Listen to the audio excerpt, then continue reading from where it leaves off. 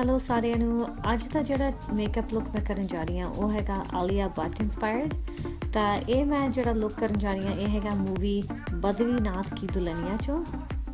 ਇਸ ਮੂਵੀ ਦੇ ਟ੍ਰੇਲਰ ਤੇ ਨਾਲੇ ਗਾਣੇ ਵੀ ਬੜੇ ਅੱਛੇ ਲੱਗ ਰਹੇ ਆ।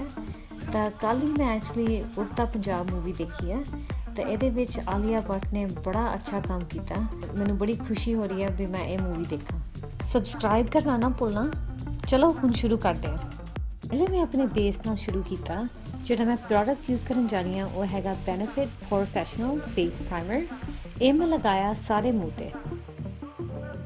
फाउंडेशन ਲਈ मैं यूज़ ਕਰਨ ਜਾ ਰਹੀ ਹਾਂ MAC Studio Fix Fluid foundation. ਜਿਹੜਾ मैं रंग यूज़ ਕਰਨ ਜਾ ਰਹੀ ਹਾਂ ਉਹ ਹੈਗਾ NC30।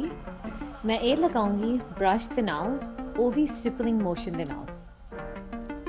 मैं ਤੁਹਾਨੂੰ ਪਹਿਲੇ ਵੀ ਦੱਸ ਚੁੱਕੀ ਹਾਂ ਇਹ ਪ੍ਰੋਡਕਟ ਮੇਰਾ ਸਾਰਿਆਂ ਨਾਲੋਂ ਫੇਵਰੇਟ ਫਾਊਂਡੇਸ਼ਨ ਆ।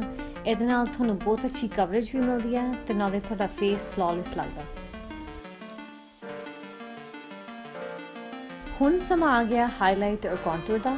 ਹਾਈਲਾਈਟਰ ਲਈ ਮੈਂ ਯੂਜ਼ ਕਰਨ ਜਾ ਰਹੀ ਹਾਂ ਮੇਬਲਿਨ ਏਜ ਰਿਵਾਈਂਡ ਇਰੇਸਰ। ਉਹ ਹੈਗਾ ਲਾਈਟ ਸ਼ੇਡ ਵਿੱਚ। ਪਹਿਲਾਂ ਮੈਂ ਸ਼ੁਰੂ ਕੀਤਾ ਹਾਈਲਾਈਟਰ ਦੇ ਨਾਲ।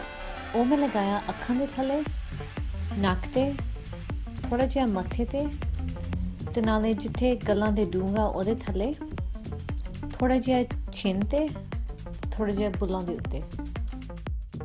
ਕੰਟੂਰ ਲਈ ਮੈਂ ਯੂਜ਼ ਕਰਨ ਜਾ ਰਹੀ ਹਾਂ ਮੇਬਲਿਨ ਫਿਟ ਮੀ ਫਾਊਂਡੇਸ਼ਨ ਸਟਿਕ। ਇਹਦਾ ਰੰਗ ਹੈਗਾ ਕੋਕੋਨਟ। ਉਹ ਪਹਿਲਾਂ ਮੈਂ ਸ਼ੁਰੂ ਕੀਤਾ ਗੱਲਾਂ ਦੇ ਡੂੰਘ 'ਚ, ਨੱਕ ਤੇ, ਥੋੜ੍ਹਾ ਜਿਹਾ ਮੱਥੇ ਤੇ ਤੇ ਥੋੜ੍ਹਾ ਜਿਹਾ ਬੁੱਲਾਂ ਦੇ ਉੱਤੇ। ਫਿਰ ਮੈਂ ਫਲੈਟ ਬ੍ਰਸ਼ ਲੈ ਕੇ ਇਹ ਕੰਟੂਰ ਸਾਰਾ ਬਲੈਂਡ ਕੀਤਾ। ਇਹ ਤੁਹਾਨੂੰ ਦਿਸਦਾ ਹੀ ਹੋਊਗਾ ਵੀ ਇਹ ਪ੍ਰੋਡਕਟ ਬੜਾ ਈਜ਼ੀਲੀ ਬਲੈਂਡ ਹੋ ਜਾਂਦਾ।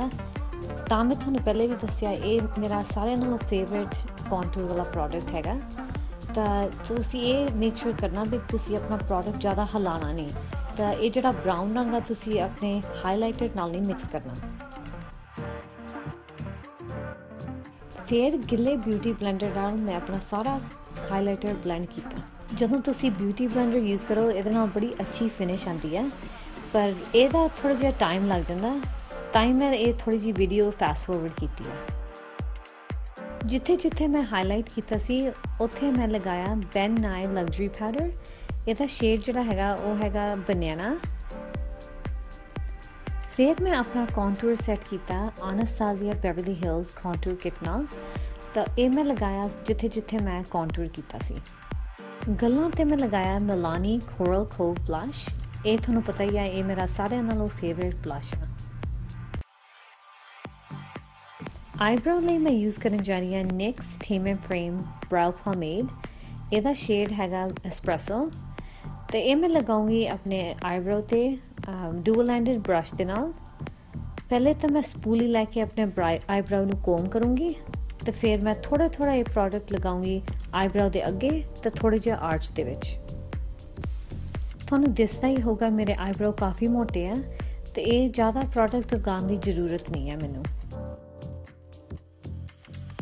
ਮੂਵੀ ਦੇ ਵਿੱਚ ਆਲੀਆ ਨੇ ਜ਼ਿਆਦਾ ਆਈ ਮੇਕਅਪ ਨਹੀਂ ਸੀ ਲਗਾਇਆ, ਤਾਂ ਹੀ ਮੈਂ ਆਪਣੇ ਅੱਖਾਂ ਤੇ ਨਿਊਟਰਲ ਸ਼ੇਡ ਲਗਾਇਆ। ਪਹਿਲੇ ਮੈਂ ਸ਼ੁਰੂ ਕੀਤਾ ਆਪਣੇ ਕ੍ਰੀਸ ਦੇ ਨਾਲ।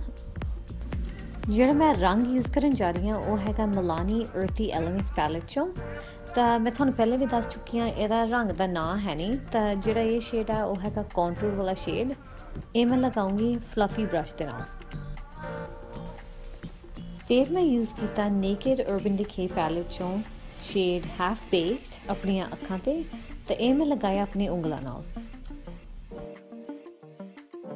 ਆਲੀਆ ਦਾ ਲੁੱਕ ਜ਼ਿਆਦਾ ਕਾਜਲ ਵਾਲਾ ਸੀਗਾ ਤਾਂ ਮੈਂ ਜਿਹੜਾ ਆਈਲਾਈਨਰ ਯੂਜ਼ ਕਰਨ ਜਾ ਰਹੀ ਹਾਂ ਉਹ ਹੈਗਾ ਸੁਪਰ ਸਕਿਨੀ ਨਿਕਸ ਮਾਰਕਰ। ਤਾਂ ਮੈਂ ਇਹ ਲਗਾਉਂਗੀ ਆਪਣੀਆਂ ਅੱਖਾਂ ਦੇ ਉੱਤੇ ਆਈਲਾਈਨਰ ਲਈ, ਪਰ ਮੈਂ ਅੱਜ ਵਿੰਗ ਨਹੀਂ ਕਰੂੰਗੀ। ਫਿਰ ਮੈਂ ਆਪਣੇ ਵਾਟਰ ਲਾਈਨ ਤੇ ਆਈਲੈਸ਼ਜ਼ ਦੇ ਥੱਲੇ ਲਗਾਇਆ ਮਿਲਾਨੀ ਲਿਕੁਇਡ ਆਈਲਾਈਨਰ। ਫਿਰ ਮੈਂ ਆਪਣੇ ਲਿਪਸਟਿਕ ਲਈ ਗੁਲਾਬੀ ਸ਼ੇਡ ਯੂਜ਼ ਕੀਤੇ ਆ। ਤਾਂ ਪਹਿਲਾ ਜਿਹੜਾ ਸ਼ੇਡ ਹੈਗਾ ਉਹ ਹੈਗਾ ਲਿਕੁਇਡ ਲਿਪਸਟਿਕ ਅਨਾਸਟੇਸੀਆ ਬੈਵਰਲੀ ਹਿਲ ਤੋਂ ਤੇ ਇਹਦਾ ਸ਼ੇਡ ਦਾ ਰੰਗ ਹੈਗਾ ਲਵਲੀ। ਤਾਂ ਗਲੋਸ ਜਿਹੜਾ ਮੈਂ ਉੱਤੇ ਲਗਾਇਆ ਉਹ ਹੈਗਾ ਲੋਰੈਕ ਤੋਂ ਤੇ ਇਹਦਾ ਨਾਮ ਹੈਗਾ ਸ਼ੋਗਰਲ। मैं तो भुल ही गई सी मस्कारा लाने लई, पर ਜਿਹੜੇ मैं 2 प्रोडक्ट यूज़ कीते हैं वो हैगा Maybelline Colossal Lash ਤੇ दूसरा प्रोडक्ट ਜਿਹੜਾ ਹੈਗਾ ਉਹ ਹੈਗਾ L'Oreal Butterfly Sculpt Mascara। ਇਹ प्रोडक्ट मैं अपने उतले लैशेस ਤੇ ਲਗਾਇਆ। ਹੁਣ मेरा सारा मेकअप लग चुका है तो मैं सोचा क्यों ना मैं अपना मूँह हाईलाइट करा। तो मैं जो प्रोडक्ट यूज़ करने जा रही हाँ वो हैगा द बॉम कॉस्मेटिक्स तो ਇਹਦਾ ਨਾਮ ਹੈਗਾ ਮੈਰੀ ਲੂਮਨਾਈਜ਼ਰ। ਤਾਂ ਮੈਂ ਇਹ ਅਪਲਾਈ ਕੀਤਾ ਫੈਨ ਬ੍ਰਸ਼ ਦੇ ਨਾਲ। ਇਹ ਹੈਗਾ ਮੇਰਾ Alia Bhatt inspired makeup look. ਮੈਨੂੰ ਉਮੀਦ ਹੈ ਤੁਹਾਨੂੰ ਪਸੰਦ ਆਇਆ ਹੋਵੇਗਾ। ਤੁਸੀਂ ਇਹ ਨਾ ਭੁੱਲਣਾ ਸਬਸਕ੍ਰਾਈਬ ਕਰਨਾ ਤੇ ਇਹ ਵੀਡੀਓ ਨੂੰ ਲਾਈਕ ਕਰਨਾ ਤੇ ਸ਼ੇਅਰ ਕਰਨਾ ਨਾ ਭੁੱਲਣਾ YouTube ਤੇ Facebook ਤੇ ਔਰ WhatsApp ਤੇ। ਥੈਂਕ ਯੂ ਤੁਹਾਡਾ ਬਹੁਤ ਬਹੁਤ। ਤਾਂ ਅਸੀਂ ਫੇਰ ਮਿਲਦੇ ਹਾਂ।